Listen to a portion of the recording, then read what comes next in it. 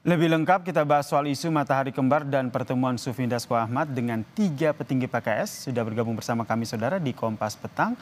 Ada juru bicara PD Perjuangan, Seno Bagaskoro. Dan juga ada Direktur Eksekutif Parameter Politik, ada Mas Adi Prayitno. Dan juga nanti akan bergabung bersama kami. Ini masih menghubungi yaitu Wakil Ketua Umum PAN, Saleh Daul ini. Selamat petang Mas Adi, Mas Seno. Selamat petang Mas Yasir, Mas Selamat Adi. petang Mas Yasir, Seno. Ya, saya ke Mas Adi dulu. Mas Adi, kalau kita lihat kan menteri-menteri dan juga Gerindra sendiri sebenarnya sudah bantah soal isu Matahari Kembar ini. Tapi kemarin kita diperlihatkan dari caption ataupun foto yang diposting oleh Ketua Harian Gerindra Sufmi Dasko yang memposting foto bersama dengan petinggi PKS. Kalau dikaitkan dengan isu Matahari Kembar, kemudian dengan usai PKS ini melontarkan kritik ke menteri-menteri yang disebut Jokowi ini masih bos, begitu, apa yang Anda baca?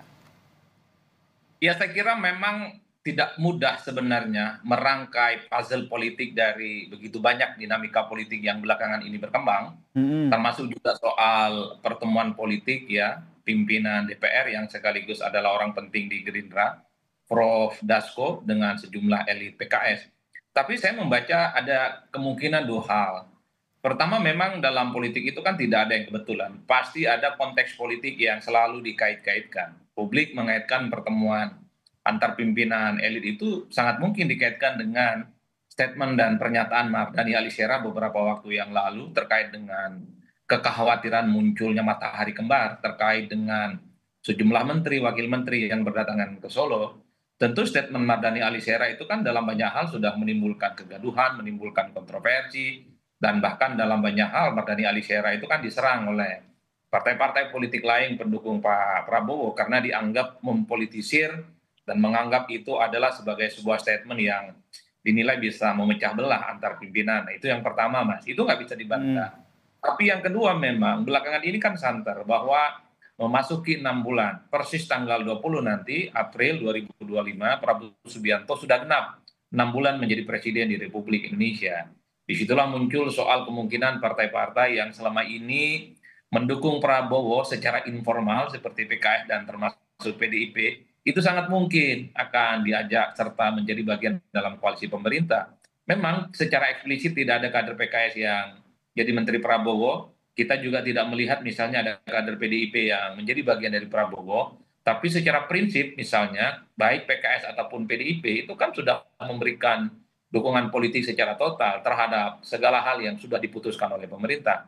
Wajar kalau kemudian di tengah isu reshuffle banyak sekali spekulasi soal kemungkinan secara eksplisit misalnya PKS dan PDIP akan diajak menjadi bagian koalisi pemerintah di dalamnya. Di mana ada kader PKS, mungkin juga ada kader PDIP yang diminta untuk memperkuat barisan koalisi merah putih. Saya kira dua hal itu yang paling mungkin bisa kita nalar terkait dengan bagaimana rumitnya puzzle politik yang belakangan ini muncul, silih berganti, sangat dinamis dan tentu ini tidak bisa hanya dinalar oleh orang biasa, Mas. Baik, Yang tahu salah satu puzzle politik itu ada puzzle dari PDIP juga ya, seperti yang tadi Anda sebut. Karena kalau kita lihat isu Matahari Kembar ini muncul pasca pertemuan antara Prabowo dan juga Megawati, dan juga yang disampaikan oleh Ketua Megawati bahwa akhirnya mendukung pemerintahan. PDIP melihatnya seperti apa, Mas Seno, dengan isu ini?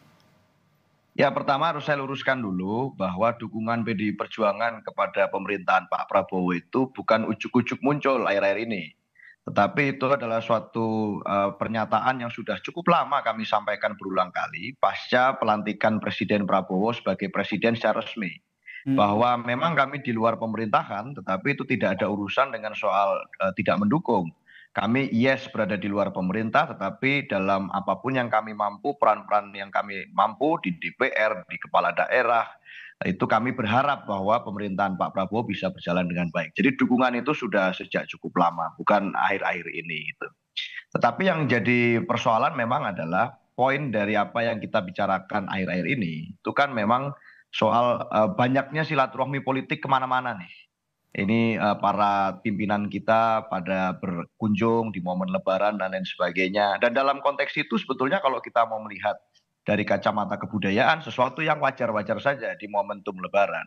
Tetapi memang menjadi persoalan pada saat kemudian harus diwanti-wanti juga. Jangan sampai ada kesan di tengah publik bahwa memang ada banyak visi di dalam membangun pemerintahan saat ini. Itu kan yang diwanti-wanti oleh semuanya. Karena harus diingat bahwa visinya cuma satu, hanya ada satu visi, yaitu visi presiden. Dan kalau kita mau komit, mau jujur kepada kita semuanya secara masing-masing, ya presiden hari ini namanya adalah Pak Prabowo Subianto. Sehingga harusnya seluruh haluan, seluruh gerak politik, seluruh navigasi arah bangsa mau dipimpin kemana, itu ngikutnya kepada satu, visinya Pak Prabowo Subianto. Sehingga kalau kita mau menilik sejarah panjang Mas di Indonesia sebagai satu negara yang punya sejarah yang tidak singkat, tidak pernah ada ceritanya di bangsa Indonesia ini ada pemerintahan yang sukses didirikan dan dilestarikan pada saat ada pemimpin yang dalam tanda kutip konotasinya matahari kembar. Setiap kali matahari kembar itu muncul tidak pernah berakhir dengan baik. Maka wanti-wanti itu jika disampaikan oleh banyak politisi kita, banyak akademisi dan pengamat kita, bukan sesuatu yang buruk, tetapi untuk mengingatkan pada semuanya bahwa presiden kita hari ini namanya adalah Prabowo Subianto. Oke, tapi kalau Mas Seno sendiri melihatnya situasi saat ini betul ada matahari kembar? Ya tentu saja itu tidak bisa diceritakan secara harfiah ya. Tetapi memang kalau melihat politik Indonesia, politik Jawa yang hari ini menjadi suatu tren gitu ya. Itu kadang-kadang kan sen kiri belok kanan, kadang-kadang sen kanan belok kiri. Seakan-akan patuhnya loyalitas tunggal ternyata ada loyalitas ganda. Nah, hal-hal semacam ini biasanya akan bisa diketahui secara gamblang setelah lewat. Kalau masih berproses belum tahu. Dan pada saat ini hari ini kita melihat memang ada upaya sebenarnya yang transisi yang tidak mudah antara menteri-menteri yang dulu pernah bertugas di pemerintahan sebelumnya untuk bertransisi kepada pemerintahan yang saat ini. Itu membuat menjadi menyulitkan di mata rakyat. Karena di 6 bulan masa pemerintahan Pak Prabowo hari ini harusnya fokusnya bukan lagi pada soal loyalitas tunggal, loyalitas ganda, tidak lagi pada ini mengabdi kepada matahari yang satu atau matahari yang mana, tetapi harusnya fokusnya sudah kepada gaspol kerja-kerja untuk rakyat. Harusnya fokusnya ke situ ya. Untuk membenahi bagaimana persoalan-persoalan yang diurusi di kementerian masing-masing itu yang ditunggu oleh rakyat. Bukan hanya sekedar teatrikal politik yang hari ini terus-menerus diglorifikasi oleh semuanya. Saya rasa itu.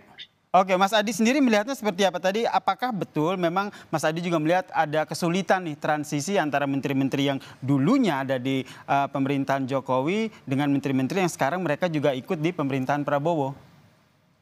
Ya, memang menghilangkan diskursus terkait dengan matahari kembar memang agak sulit karena memang sejumlah menteri dan wakil menteri yang datang ke Solo ke tempatnya Pak Jokowi selama ini memang dikenal sebagai Jokowismen. Kalau hanya sebatas silaturahmi, berkunjung mungkin tidak ada persoalan. Tapi ketika ada statement 2 menteri misalnya yang mengatakan bahwa Pak Jokowi itu adalah bos, ya tentu kemudian memancing spekulasi yang cukup liar Mas Nasir. Artinya apa? Ini yang mestinya harus dihindari. Padahal kan Presiden beberapa waktu yang lalu komunikasi politik pejabat-pejabat publik itu menjadi penting sebagai instrumen apakah citra pemerintah itu positif ataupun tidak.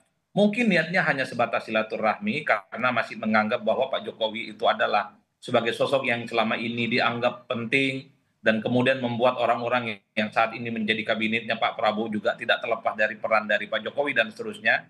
Ekspresi ucapan terima kasih oke, tapi jangan juga sampai keceplosan misalnya sampai mengatakan bahwa Pak Jokowi adalah bosnya, ini kan tentu sangat sensitif.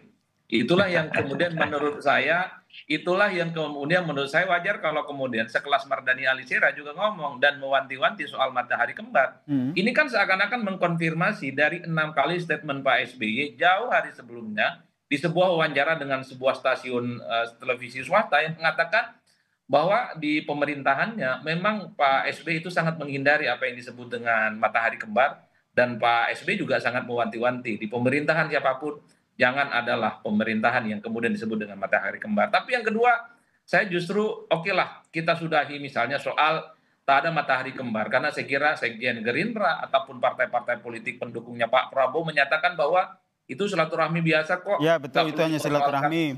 Oke, kita sudahi perdebatan itu. Jangan-jangan memang banyaknya menteri dan wakil menteri yang kemudian datang ke Solo bertemu dengan Pak Jokowi ini adalah apa yang disebut dengan konsolidasi Jokowismen sebagai bentuk bahwa sebenarnya Pak Jokowi sekalipun tak lagi jadi presiden dan bukan lagi jadi kader PDIP, tapi tetaplah sebagai sosok yang cukup powerful, sosok signifikan dan memiliki orang-orang pemerintahan penting yang ada di negara kita. Apa pesan politiknya? Tentu pesan ini dialamatkan ke Teguh Umar, dialamatkan ke PDIP, dan dialamatkan ke Megawati Soekarno Putri yang kita tahu pecah kongsi gara-gara Pilpres 2024 yang lalu. Karena dulu ada satu keyakinan setelah Jokowi tak lagi presiden, setelah Jokowi berpisah dari PDIP, maka Jokowi bukan siapa-siapa, dianggap lame duck dan kekuatan politiknya tidak akan terasa. Jadi ketika orang-orangnya Jokowi yang disebut dengan Jokowismen, para menteri dan wakil menteri datang ke Solo, jangan-jangan sebenarnya pesan politiknya itu lebih kentara ingin disampaikan kepada Megawati dan PDIP. Langsung dijawab oleh Mas Eno. Mas Eno, ini pesan politiknya ditujukan kepada PDIP nih kata Mas Adi. Ya saya rasa kalau ke sana terlalu jauh lah Mas Adi. Saya tidak melihatnya seperti itu. Tetapi kalau kita melihat sekarang, jangan-jangan persoalannya memang ini adalah soal miskomunikasi lagi. Gitu. Yang awalnya diniatkan atau diupayakan sebagai suatu silaturahmi biasa, menjadi sesuatu yang memancing spekulasi di tengah diskursus publik. Karena ada sebutan bos itu tadi. Bahwa kita di Indonesia hidup di negara hukum, maka yang kita percaya adalah kelembagaan. Tidak salah kalau kemudian ada partai-partai politik yang menjadi organisasi politik dari para menteri itu. Ada strukturnya, ada ketua umum, ada sekjen, ada bendahara, pengurus DPP, dan lain sebagainya. Tetapi tiba-tiba kalau ada orang yang tidak berpartai politik kemudian dipanggil dengan sebutan bos, nah itu kan memicu suatu spekulasi. Maka meskipun apapun isi pertemuan di dalam silaturahmi itu misalnya hanya sebatas silaturahmi lebaran, bisa memunculkan sangka yang macam-macam di tengah publik kita ini. Pada saat konferensi pers di luar disampaikan bahwa berjumpa dengan bos, itu yang menjadi masalah. Maka sekali lagi sebenarnya kecurigaan saya, ini karena Pak Prabowo sendiri yang pernah mengevaluasi kinerja menteri-menterinya beberapa waktu yang lalu, jangan-jangan ini soal miskomunikasi saja.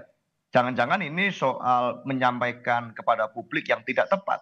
Sehingga malah yang kalau berpotensi memicu berbagai spekulasi adalah statement itu sendiri yang tidak dikalkulasi dengan baik dan disampaikan kepada publik secara mentah-mentah. Nah, ini jadi persoalan.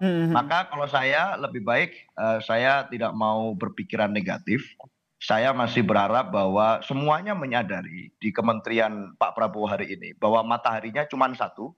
Mataharinya namanya Presiden Prabowo Subianto yang punya visi, punya concern, punya kerja-kerja geopolitik yang hari ini sedang dilakukan.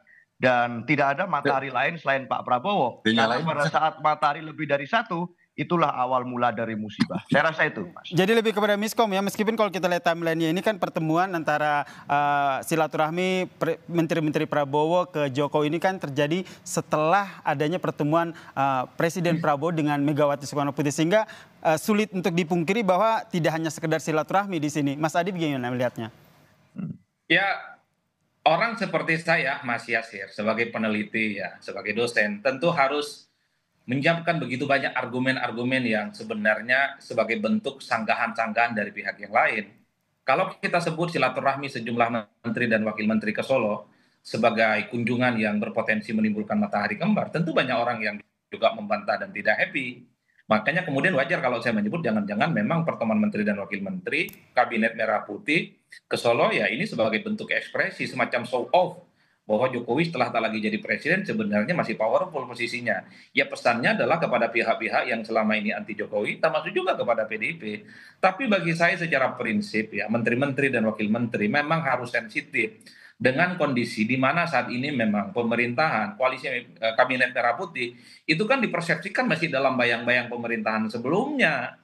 Masih dipersepsikan bahwa hampir 50 dan 60% menteri dan wakil menteri adalah orang yang disebut dengan orang-orangnya Pak Jokowi. Itulah yang kemudian menganggap kenapa setelah menjadi presiden Pak Prabowo Subianto 6 bulan sudah jadi orang penting di negara kita, maka anasir-anasir kemudian potensi-potensi ke arah itu mestinya harus dihilangkan. Jangan lagi menteri-menteri itu sekalipun punya bos lain di luar presiden tidak perlulah ditampakkan kepada publik. Saya sebutkan menteri-menteri dari partai mereka punya bos. Siapa bosnya? Adalah ketua umum partai. Tapi baik, ya Mas Adi, kita tanyakan langsung ya ke Wakil Ketua Umum PAN, Mas Viva Yoga Mauladi yang juga telah bergabung begini. Betul demikian bahwa ada Jokowismen dari partai yang juga dulu sebelumnya jadi menteri di kabinetnya Jokowi begitu. Ini nampaknya juga kompak nih, merah semua ini, Mas Viva. Silakan Mas Ya, Viva. jadi tidak ada yang namanya dua matahari kembar. Kalau matahari kembar dua bisa kiamat dunia ini. Dalam pemerintahan Republik Indonesia, matahari itu hanya satu, presiden yang terpilih secara konstitusional, yaitu Presiden Prabowo Subianto. Kalau kemudian ada beberapa menteri berkomunikasi seperti Bang Zulkifli Hasan dengan Pak Jokowi, itu kan dalam rangka sawalan, Idul Fitri, mengajak keluarga.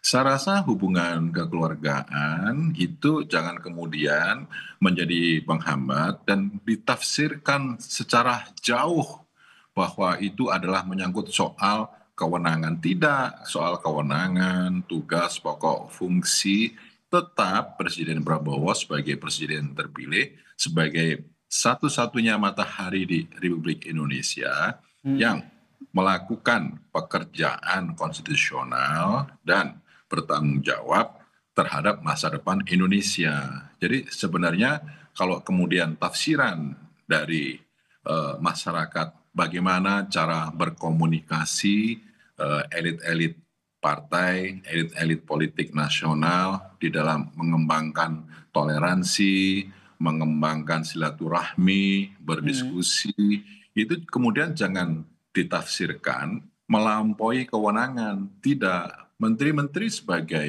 pembantu presiden terpilih secara konstitusional tetap menjalankan tugas-tugas konstitusionalnya. Jadi kalau kemudian ada tafsiran bahwa ada dua matahari kembar di Republik Indonesia, itu ya saya rasa sangat jauh sekali. Sangat jauh ya, meskipun sangat jauh sekali. Spekulasi itu muncul, Mas Viva, kalau spekulasi itu muncul kan karena kalau kita lihat timelinenya pertemuan itu silih berganti setelah adanya pertemuan Prabowo dan juga Megawati. Kemudian dalam sesi wawancara sejumlah menteri menyatakan bahwa Jokowi masih bos saya, Jokowi masih guru saya. Nah hal-hal ini yang akhirnya menimbulkan spekulasi tersebut. Anda melihatnya bagaimana? Ya kalau dibilang sebagian yang menyatakan sebagai guru ya tidak apa-apa. Tapi kalau sebagai bos dalam menjalankan fungsi ketatanegaraan ya tidak boleh. Karena Presiden Prabowo sebagai presiden yang terpilih dalam pemilu secara konstitusional itu satu-satunya pemimpin nasional yang mengendalikan terhadap tata kelola negara dan pemerintahan. Kalau kemudian tafsiran dua matahari kembali itu seakan-akan sesuatu yang hiperbola, yang dilebih-lebihkan dan mengarah ke halusinasi gitu loh. Mengarah ke halusinasi. Jadi kalau bilang guru boleh tapi bos nggak boleh begitu ya? Ya jangan dong, karena para menteri sebagai pembantu presiden harus menjalankan tugas-tugas kementerian dan lembaganya dan menjalankan visi misi Presiden Astagita. Kalau kemudian ditafsirkan bahwa dengan adanya silaturahmi sawalan itu menjadi bagian dalam pelampauan kewenangan tugas dan fungsinya di kementerian, ya saya rasa itu terlalu jauh dan dilebih-lebihkan lah, hiperbola itu namanya. Oke, saya ke Mas Adi. Mas Adi, terlalu jauh, terlalu hiperbola begitu jika kita kaitkan timeline demi timeline pertemuan pasca Lebaran ini, jika kita kaitkan dengan isu adanya matahari kembar. Enggak, yang bilang matahari kembar itu kan bukan saya, Pak Mardhani Alisera. Dan memang ya betul. Dan akhirnya Pak Mardhani Alisera akhirnya ketemu juga begitu ya dengan tim Gerindra begitu ya. Tapi Mas Yasir, tapi pernyataan Pak Mardhani Alisera ini kan sebenarnya mengkonfirmasi ada sesuatu yang sebenarnya janggal lah dalam komunikasi politik para elit. Kan tidak ada yang mempersoalkan silaturahmi politik dengan siapapun.